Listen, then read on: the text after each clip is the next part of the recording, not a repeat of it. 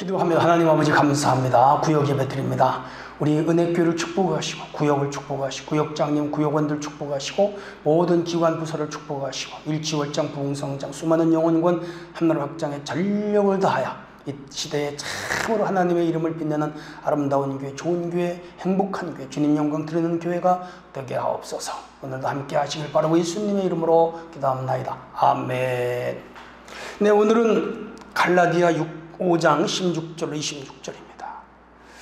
내가 이르노니 너희는 성령을 따라 행하라. 그러면 육체의 욕심을 이루지 아니하리라. 육체의 소욕은 성령을 거스르고 성령은 육체를 거스르나니 이 둘이 서로 대적하므로 너희가 원하는 것을 하지 못하게 하려 함이니라.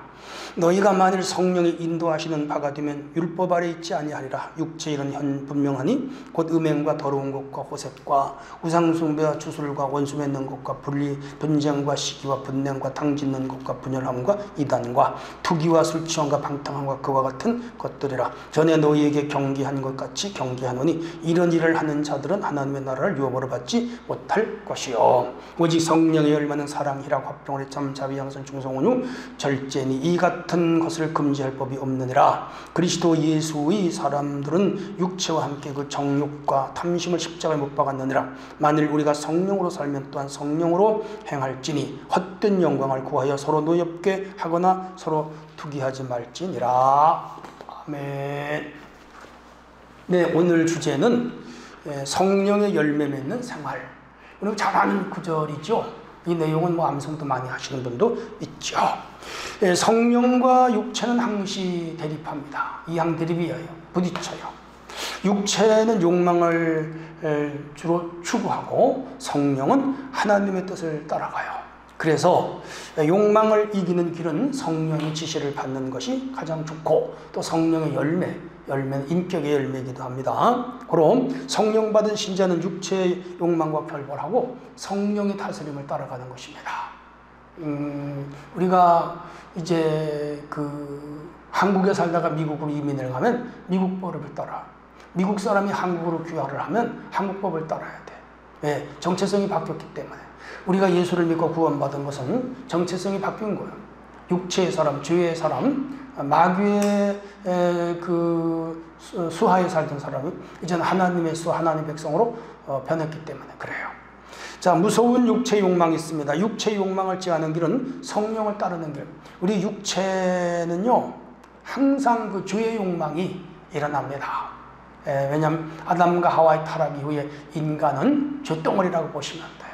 생각하는 거, 마음 먹는 거, 행동하는 것들이 다 욕심, 이기심, 욕망을 쫓아 살아가는 거예요. 실로 무서운 것이죠. 오늘 갈라디아서에 보면 그 육체의 욕망이 현저하게 드러나는 것을 제가 아까 읽어서 아시겠습니다만은 제가 다시 한번 읽어 드릴게요. 어떤 것들이 있는가 하면 여기 나옵니다. 육체의 일은 분명하니 음행, 더러운 것, 호색, 또 우상숭배, 주술, 원수 맺는 것, 분쟁, 시기, 분냄, 당짓는 것, 분열, 이단, 투기, 술 취함, 방탕, 그와 같은 것들이라. 다 이게 육체가 좋아하는 거예요. 죄를 짓는 요소들이죠. 이런 것들이에요. 근데 우리가 예수를 믿고 구원을 받았기 때문에 이런 욕망으로부터 벗어나야 돼요. 제가 구원을 설명하고 있습니다만은 구원받는 건 법적인 인정이에요.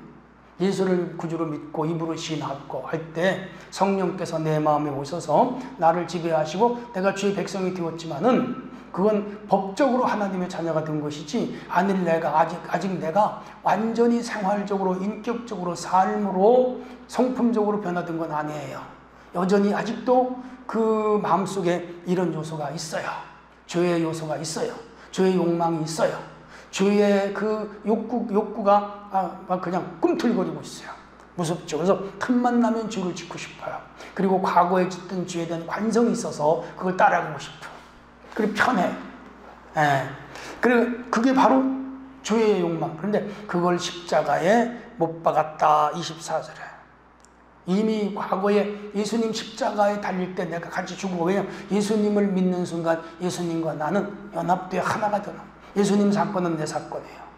그래서 예수님이 죽을 때 내가 죽은 거고 예수님이 부활할 때 내가 부활한 거예요.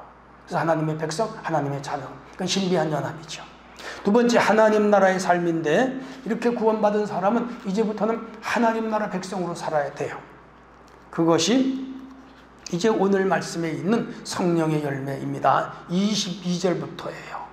참 성령의 열매는 사랑, 희락, 화평, 오래 참음, 자비, 양선충, 온유, 절제, 이렇게 9가지지만 이 9가지는 대표적인 거고, 그 안에도 찬양, 또 선함, 신실함, 거룩함, 의로움, 착한 일, 성령의 열매에 해당되는 것들이죠. 그러니까 과거 육체의 욕망을 따라 살던 사람과는 판이하게 다른 새로운 삶을 살아가는 거죠.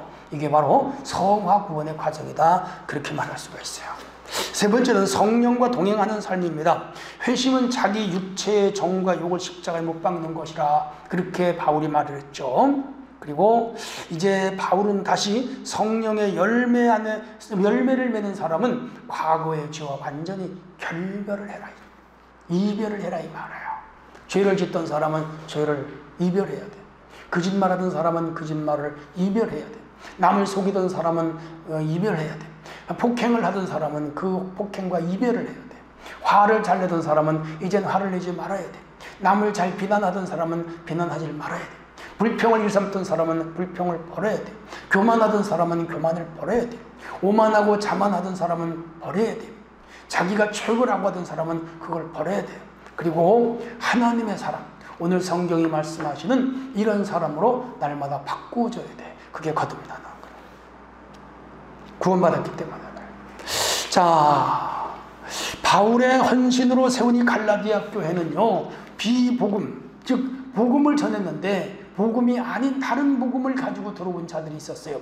이원론자들도 있었고요, 영지주의자, 영은 깨끗한데 육은 아무렇게나 살아도 괜찮다는 가연설주의자, 마르시온 이런 자들도 있었고요.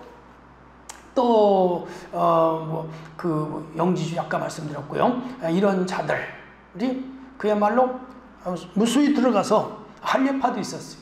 그래서 율법을 지켜야 된다느니, 할례를 받아야 된다느니, 그리고 그 영지주의자들로서 영은 깨끗해도 육은 아무렇게나 살아도 괜찮다느니, 그리고 예수님은 육으로 오지 않았다느니, 그 영이 다만 사람의 모습으로 환생했을 뿐이라느니, 별별 유언 비어를 만들어내서 허쳤습니다. 그래서 이 갈라디아 교회가 이원론에 사로잡혔어요. 그래서 거룩하고 예배드리고, 그래서 영만 거룩하면 되고, 우리 육은 죄도 짓고 음행도 하고, 그리고 주술도 하고, 우상숭배도 하고, 싸우고 싶으면 싸우고, 화내고 싶으면 화나고, 먹고 싶은 거 먹고, 시기하고 싶으면 시기하고, 질투하면 질투하고, 당짓고 싶으면 당짓고, 그건 육이 하는 거니까 괜찮다, 이런 주장. 그런 신앙생활 할 필요가 없죠. 그건 성화가 아니죠. 거룩함이 아니죠. 의로움이 아니죠. 그리스도를 믿는 사람은 빛과 소금이란 말이에요. 거룩하게 세상을 변화시키는 사람들이잖아요. 자, 그래서 이 참 그리스도인의 성품을 바울이 여기서 성령의 9가지 열매를 말하면서 진정한 그리스도인들로 거듭나야 된다.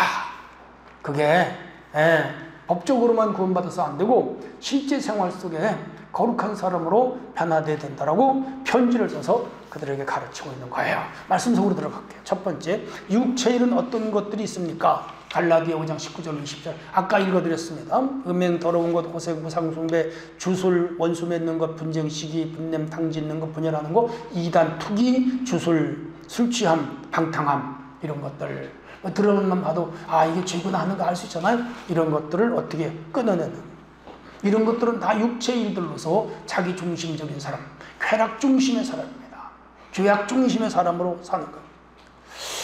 창세기의 표현대로 창세기 3장 5절 말씀 보면 하나님 노릇, 자기들이 왕이 되는 거라. 그래서 다 육체가 됨으로 노아 홍수 때 그들이 심판을 받게 되었잖아요. 이러한 육체의 소욕은 결국 자신도 망하고 타인도 망하고 사회도 망가뜨리고 결국은 최후의 심판을 가져오는 거예요. 소돔 고모라가 심판받았죠. 노아 홍수에 심판받았죠. 폼페이가 심판받았죠. 죄악의 삶을 사는 곳에는 하나님의 심판이 있는 거예요. 그럼 우리는 육체의 욕망을 제어하는 것, 이게 진정한 신앙이에요. 두 번째, 성령의 열매는 무엇인가요? 5장 22절 23절 잘 아시죠? 사랑과 희락과 화평과 오래 참음과 자비와 형선과 충성과 온유와 절제. 남성 하시잖아요. 이 9가지 열매를 잘 알고 있어요. 이것은 바로 성령이 임한 자들에게 나타나는 거예요. 요한복음 14장 16절에 내가 가면 다른 보혜사 성령을 보낼 터이다. 너희와 함께 있을 것이다. 그 성령이 임함으로 예수님의 영이 우리에게 임한 거예요. 예수님의 영이 우리 안에 임하면 더러운 게 싫어요. 죄 짓는 게 싫어요. 거짓말을 못해요. 남을 속이질 않아요. 남을 시기하거나 질투하거나 교만해지질 않아요. 악한 것을 멀리해요. 우상을 숭배할 수가 없어요. 왜? 성령이 내 안에 계셔서 나를 지도하시기 때문에 그래요. 그런 분들은 매일 말씀과 성령을 의지하며 살아야 돼요. 그렇게 되면 죄를 이기는 겁니다. 그러니까 죄를 이기는 힘은 자기 의지가 아니에요. 자기가 어떠한 노력을 하고 자물인 자를 팔뚝에 새긴다고 해서 죄를 이기는 거 아니에요. 죄를 이기는 힘은 오직 성령이에요. 성령이 내 안에 있으면 모든 죄를 이길 수가 있어요. 저는요, 우리 교회 성도들이 성령 충만하기를 바랍니다. 세 번째, 성도는 육체와 함께 무엇을 십자가에 못 박아야 될까요? 24절, 육체와 함께 그 정욕과 탐심을 십자가에 못 박아라 그랬습니다. 정욕과 탐심, 정욕은 이 세상 것들을 추구하는 욕망을 말하고, 탐심은 어떠한 것들을 불법으로 취하고자 하는 역시 욕망이죠. 이런 것들. 그래서 욕심이 잉태한 즉 죄를 낳고 죄가 장성한 즉 사망을 낳는데, 모든 죄의 근원은 탐심으로부터, 욕심으로부터, 욕망으로부터 출발하는 겁니다. 이거 십자가에 못 박아야 돼요. 그러면 이 세상을 살면서 아무 욕심도 욕망도 갖지 말고 그냥 되는 대로 그건 아니에요. 그러니까 비전이라든지 꿈이라든지 이상이라든지 이런 아름다운 것들을 통해서 나가. 이건 정상적인 거고 긍정적인 것이며 성경적이고 진리적인 것이며 성령 안에 이루어지는 거예요. 요셉은 욕망이 아니라 비전을 가졌잖아요. 그렇죠? 그래서 총리가 된 거예요. 근데 그거 제 개인적인 욕망, 내가 출세해가지고 형들 원수 갚으래라 이러지 나 안 되잖아요. 그건 성령이 주시는 것이 아니고 자기 속에서 일어나는 죄의 욕구예요. 죄의 욕망이에요. 이런 것들을 우리가 버려야 되는 거죠. 그래서 오직 우리는 예수님이 십자가에 못 박혀 죽을 때 우리의 모든 죄도 그 십자가에서 같이 죽었다고 믿으셔야 돼. 그리고 이제 예수 안에서 우리는 다시 거듭났다고 믿으셔야 돼. 그렇게 되면 우리의 삶의 방향은 또 달라지는 것이죠. 묵상 이야기 하나 할게요. 그 어항 속에 있는 고기가 참 자유롭게 놀지만은 그 어항 속에 있을 때만 그는 자유로워요. 어항 속에 있을 때만 그는 성장해요. 어항 속에 있을 때만 암수가 짝을 지어 새끼를 낳아요. 어항 속에 있을 때만 그가 숨을 쉴 수 있어요. 거기서는 무한한 자유가 있어요. 그러나 그 어항이 싫어서 밖으로 튀어나오는 순간 그 고기는 숨을 헐떡이다가 산소를 공급받지 못하고, 또 그는 물에서 살아야 되는데 물이 없으므로 그걸 헤엄을 못 치고 죽고 마는 거예요. 죽고 마는 거예요. 그가 죽은 원인은 딱 하나예요. 물을 떠났기 때문에, 어항을 떠났기 때문에. 제가 전에는 그 집에 수족관을 놓고 작은 고기들을 키워본 적이 있어요. 예쁜 고기들이에요. 근데 어떤 날 아침에 나가보면 이 고기가 어항을 뛰쳐나가가지고 방바닥에 떨어져 죽어 있어요. 왜 그랬을까요? 어항에서 뛰어나가서 다시 들어갈 수 없잖아요. 죽은 거예요. 마찬가지로 우리가 복음 안에, 예수님 안에, 성령님 안에, 말씀 안에 있을 때 우리 영은 살아요. 근데 우리가 말씀을 벗어나는 순간, 성령을 떠나는 순간 우리 영은 죽어요. 살기 어려워요. 그러므로 언제나 우리는 성령을 의지하며 살아요. 성령은 강물과 같은 것이고 성령은 산소와 같은 것입니다. 하나님 아버지, 내 평생 동안 성령의 강물, 성령의 산소 안에서 살아가게 하옵소서. 저를 지켜주세요. 순종하겠습니다. 이런 믿음으로 사셔야 돼요. 오늘도 이 말씀을 생각하시면서 승리의 하루가 되시기를 바랍니다. 하나님 아버지 감사합니다. 오늘도 우리가 말씀 안에, 성령 안에 승리하게 하시고 육체의 소욕을 다 십자가에 못 박고 예수의 부활과 함께 우리도 다시 사는 영원한 주의 백성 되게 하옵소서. 예수님의 이름으로 기도합니다. 아멘.